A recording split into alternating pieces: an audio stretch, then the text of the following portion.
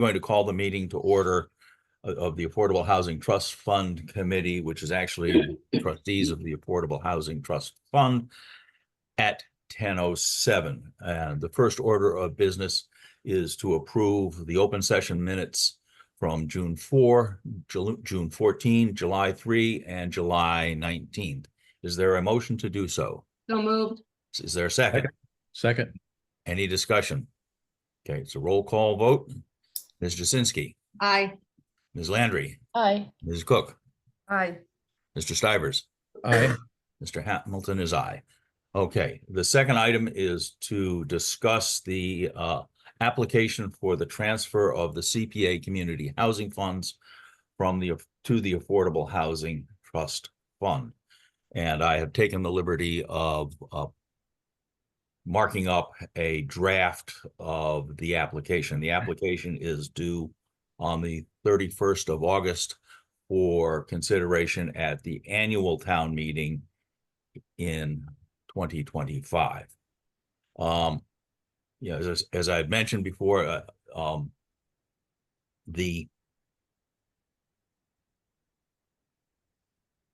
I met with the CPAC. Its membership has changed a bit since I have met with them. There was some desire on the part of the CPAC to have a specific project in mind, and unfortunately, in my opinion, that subverts the purpose of the Affordable Housing Trust Fund, which is to be able to operate on a time frame that is not available to the CPAC. As you can see here from their own internal processes, they have to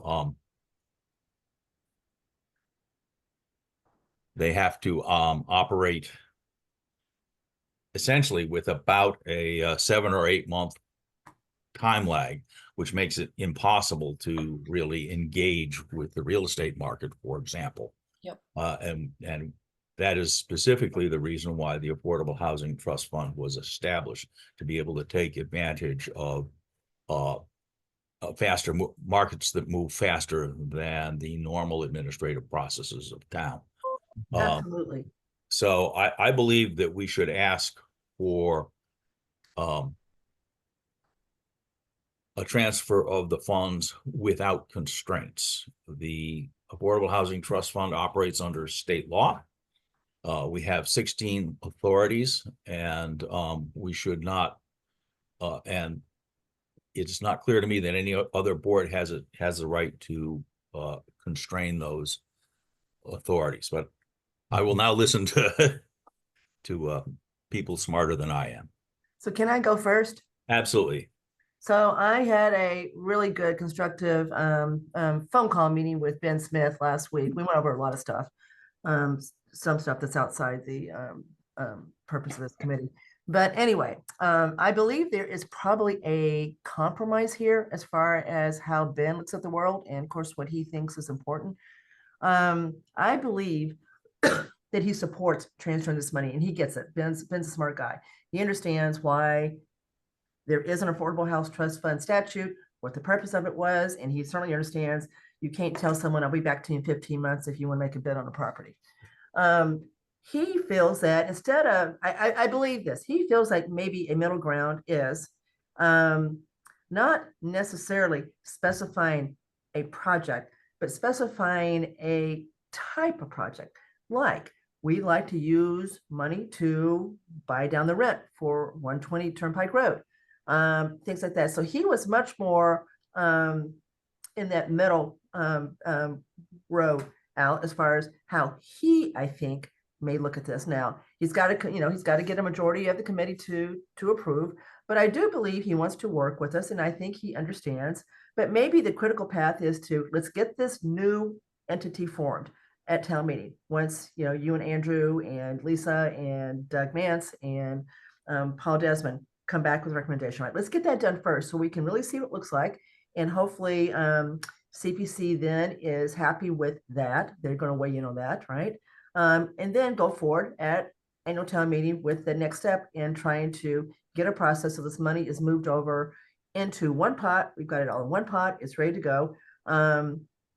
and see what happens. So I do think we'll get there. I just think it's going to take the 2 steps. We got to get the committee first, and get the right people on that committee, the Doug Mance types, the people we know in Southport that really understand affordable housing, the Al Hamilton types, get that committee formed. And then Lisa's involved in it. She's on CPC, so she will have been part of that recommendation, and then see if then the next step is, the logical step is to come up with an agreement to move the money over on a regular annual basis. Al, Yeah, can I weigh in on that? absolutely. Actually, I agree with Kathy in that I think there's a dual path here, as a matter of fact, at least what I see. And I think that filing the application, I think, as you're suggesting, is the right step. And I actually thought about some language that might be in that application for 3 or 4 different purposes. So it seems to me it's not unreasonable to say we're applying for transfer of the funds for used for the following purposes. And we could make a list that I think gives us a fair amount of flexibility and work on that with CPC in the near term here and see if we can get that through the process with them. I think there's also another interesting open issue that I don't know the answer to yet, but I'm in the process of pursuing. I've looked back at the CPA legislation pretty carefully, and it's interesting in there. There are 2 places in that basically look to me like a town meeting can actually move that money out of the housing bucket, CPA housing bucket, into the trust fund without involvement of CPAC. And there's one place in that legislation that says CPAC needs to approve transfers. So to me, it's unclear, as state law often is.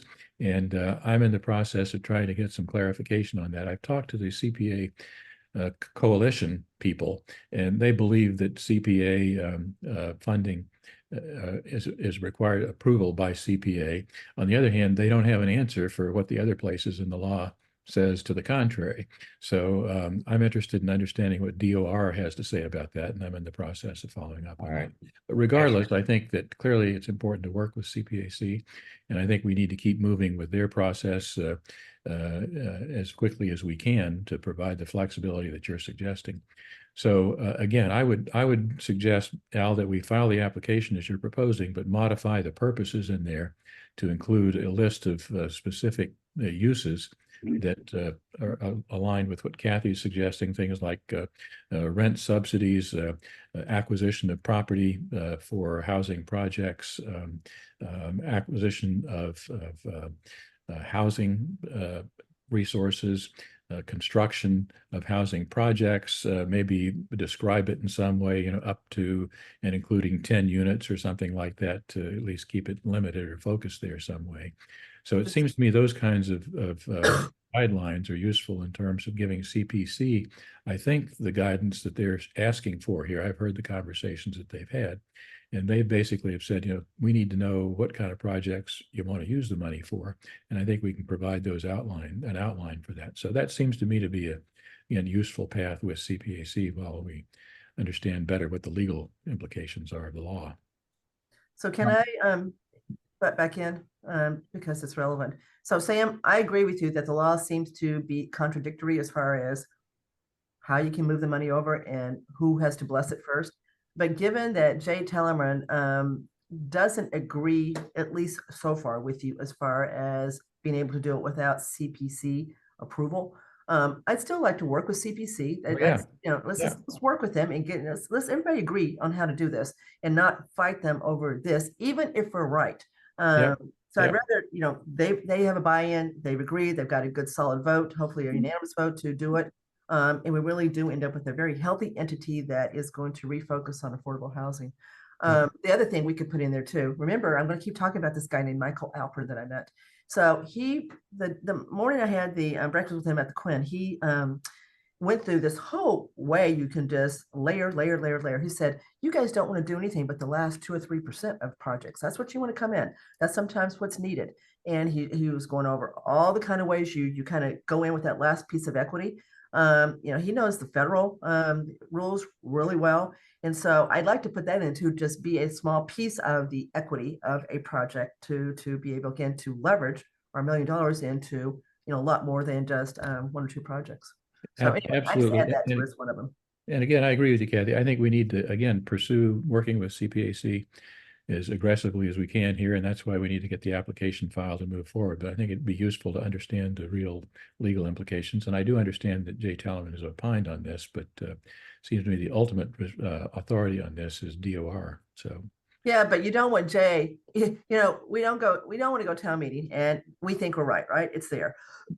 And then get CPC, Ben's stand up and say, well, we didn't recommend this and we don't agree with it. And we don't think it's correct. We believe that state law says otherwise. And Mr. Talaman, what do you think? I agree with you, Ben. So that's what I'm trying to prevent. Yep, I I really understand. think we need to get on the same page as far as this goes. Yep, I understand. And I think that, you know, again, the primary path is working with CPAC to get everybody on the same page with it. Okay, here's what, I'll take the action item and I'll work with Sam, if that's okay with him, to produce Rev 2 of the draft. And we can, along the lines we've been discussing, and get it out, and then we can review and see if that's what we want to send to CPAC. Does that make sense? Yes. Oh, Marguerite. Yes, my only question is, and I'm sorry I had to miss that, they're delivering trees outside, that this is a one amount of funds. This is one instance in time. What happens in 5 years when there's more CPA money in the CPC's coffers? Does this cover that, or do we have to do this again? I think you have to do this, you guys correct me if I'm wrong, on an annual basis as additional funds become available. So in other words, town meeting, you know, we can't appropriate money we don't have yet.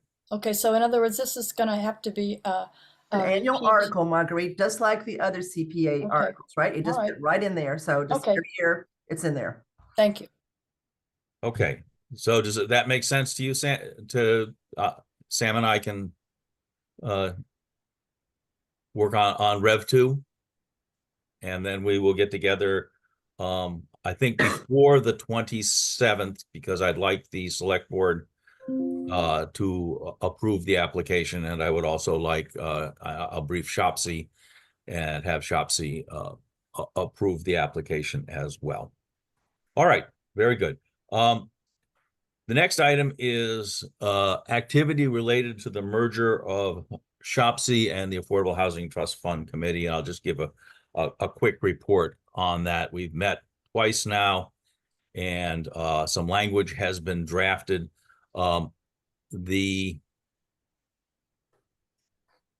As we understand it today, and we have to review this with town council, the interesting thing is that we don't need to go to, it does not appear we need to go to town meeting to change the terms of the trust. The trust document suggests that the entity that can modify the terms of the trust is the board of trustees of the trust. It's not something I like, but that's what the document says. The document says that this essentially this committee can change the terms of the trust. And so to the extent that we would be changing the makeup of the trust, it is up to us to make that change, and we can make that without the approval of town meeting. Again, Andrew and I are supposed to sit down and review this with Jay to make sure, but that's what it says in the trust document. So that's one item. The suggestion is that it would be a committee of 5, one member of the select board, which is required by law, and the other 4 members would be at large, with an aspirational statement that it's desirable that at least 2 of those at-large positions have experience in real estate development, affordable housing, public finance, social work, and I think there's one other. So it's along those lines. So Why 2 and not 4? there was a general discussion that it was desirable to simply to not exclude people who might want to participate, that there ought to be at least some slots that are targeted. Again, this is, the appointment authority resides with the select board. So yeah, my personal feeling is that we should not try and tie the select board's hands. If a future select board decides that they want to have a different composition, it's up to the select board to make that choice. Essentially, All right. So in other words, this group is going to make these changes. It's not going to be town meetings, what you're saying. Well, actually, I will back up. So that's for the Affordable Housing Trust Fund, or the board, the trustees of the Affordable Housing Trust Fund, which is what we are. Yep.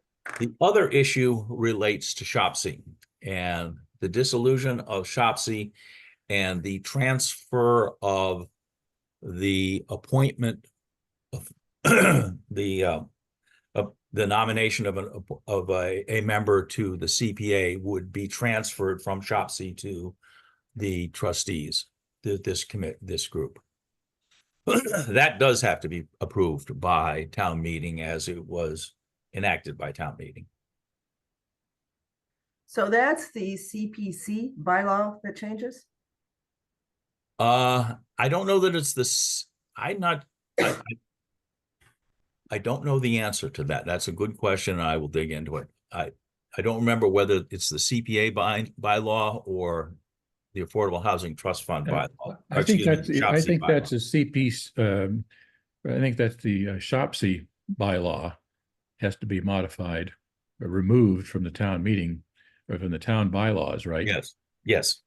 And then the Affordable Housing Trust, the CPC bylaw, right, needs to be changed for the Affordable Housing Trust appointing the CPC.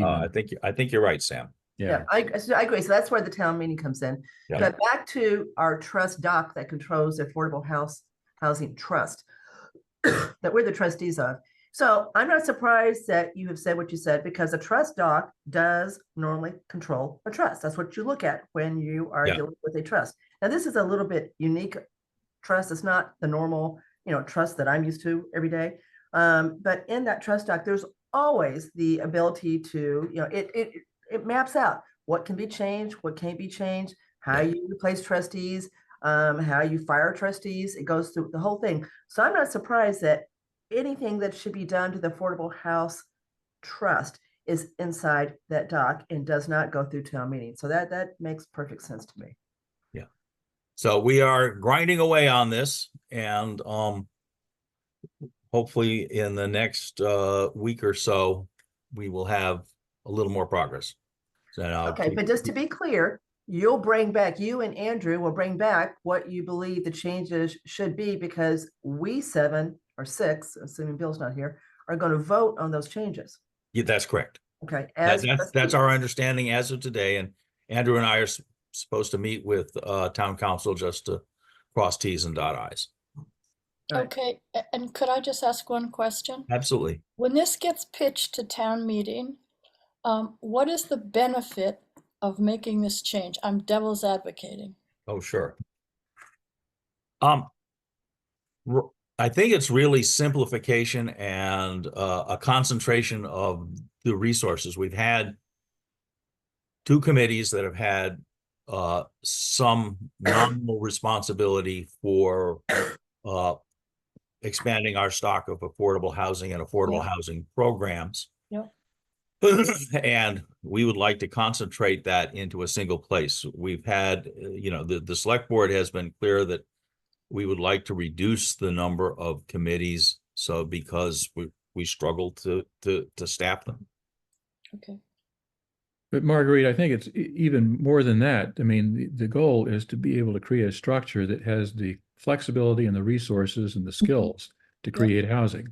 And that's been basically segmented historically for various reasons. And so we need to put the money and the right people together in a structure that they can make decisions on a timely basis when housing opportunities arise.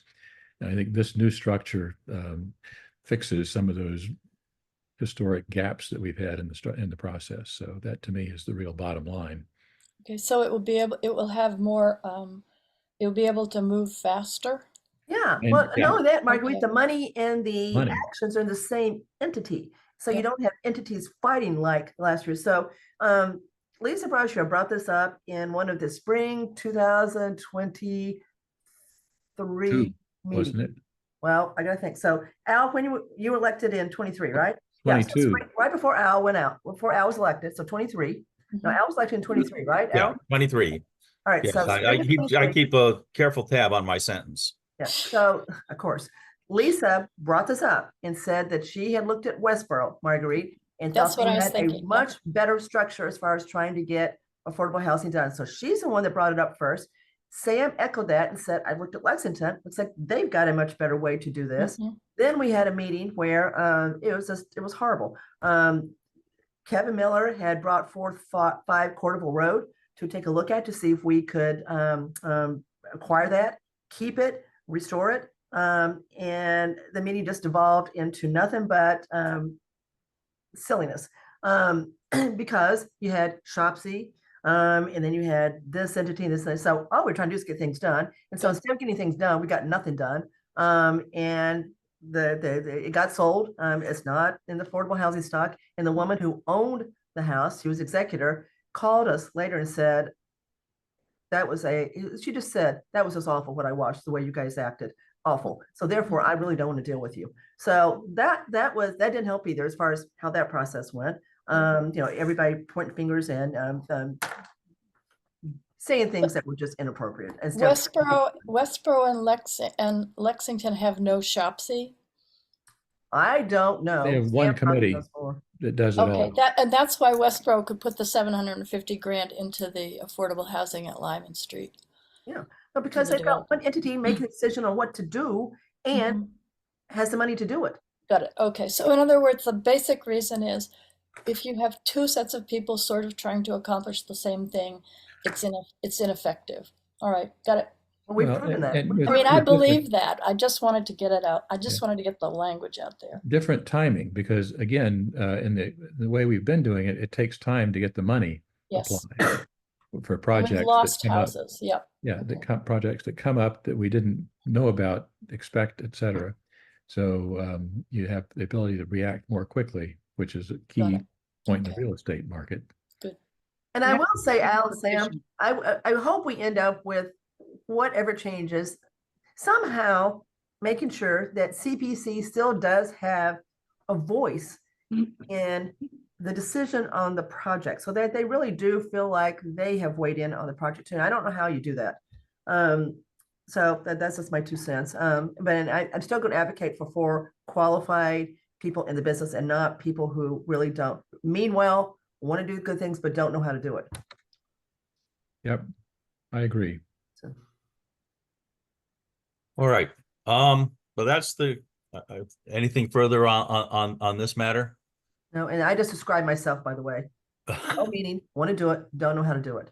I'm telling you, this guy that I heard just lit me up. He was just full of ways to do this stuff. I thought, oh my God, I wish I knew all this stuff. So anyway, enough. All right. Next item is reorganization of the Affordable Housing Trust Fund Committee. I have been chair for a year, and I believe that there should be annual votes respecting for how we organize ourselves. I'm willing to postpone this if you'd like to wait until the others are available. I'm not necessarily terribly excited about serving for chair as another year. But Would you? Would you? reluctantly, yes. Anybody else want to do it? I take one step back. Is that what we're talking about here? That's right. I nominate Al for chair. Hold on. Second. I Take can't it do for it. the I don't, team, I Al. cannot do it. Mhm. Andrew's going to say the same thing. He's on we're on a lot of committees. So we can't do it. So Yeah. I'm taking Andrew out, which I think he will be happy about. So that leaves Sam, Yeah, Dorian, Marguerite, and Al. Al's got the expertise, if I could say. I am not eager myself. I mean, as a last resort, I could be convinced, but I'm nominating Al. Process of elimination. All right, do it, Dorian. Okay, so I second that nomination. All right, any discussion? Nope. Okay, this requires a roll call vote. Ms. Jazinski, Aye. Mr. Stivers, I, Ms. Cook, Aye. Ms. Landry, Aye. Hamilton is aye. Bowing to the inevitable. Congratulations, Al. Yeah, it's condolences. All right. The next item of business is to enter into executive session and not returning into open session per Mass General Law 30A, Section 21A. And the purpose here is to review executive session minutes and possibly release them, and to review an open session, open meeting law complaint. Before you do that, can I just add one more thing we need to get done? It's administrative. And I'll do it, Al. Okay, Every year, we've got to submit a report to CPC on the activity in the Affordable House Trust Fund. And primarily that's to make sure that they know we have kept track of the funds that are in the trust that came from CPC buckets originally. So we got it, it wasn't done for years, I don't know why, but I got it caught, I got it caught up last year, and then we approved it. CPC accepted it. So I told Ben I get it to him by the end of August. I can do this really quick. Nothing's happened except for the investment income. So it can do this in 10 minutes. So I will be responsible, if you're okay, getting this to CPC by August 31st. Yeah. Okay, that's purely an administrative matter. It is. And then they take that, and that's part of their annual report to the state that they do in September. So he told me August 31st would be lovely. Okay, Al, I just want to note that the agenda, I don't think the agenda is properly posted because we don't list an exemption on number 2. And I believe you have to list the exemption. I'm just going to note it. What's your side on that, Dorian, that you have to list exemption? You have to list the I think you're right, exception. but what's your side? What's the law? I'm sorry. What is the law? I'm gonna look while we're The doing law this. says you have to list the exemption when you, But what is the site of the law? I don't have it in front of me. there is an exemption listed on the agenda I have. yeah. Yeah, but that's for number 1 for approval of the executive minutes. I'm just noting it. You have to have the The exemption, the original posting did in fact right? list this is just a, I had to do a second revision, but the first one did have the exemption. Okay, I don't want another open meet complaint. I mean, this is getting ridiculous. So why don't we go ahead and approve referring the most recent complaint in open session to Jay and just get that done. Don't do an executive session because you don't have to. And then go into executive session for The minutes, that's fine. I'm good with that. Is there a motion to refer the open meeting law complaint of July 22nd to town council? So moved. Second, Any discussion? No.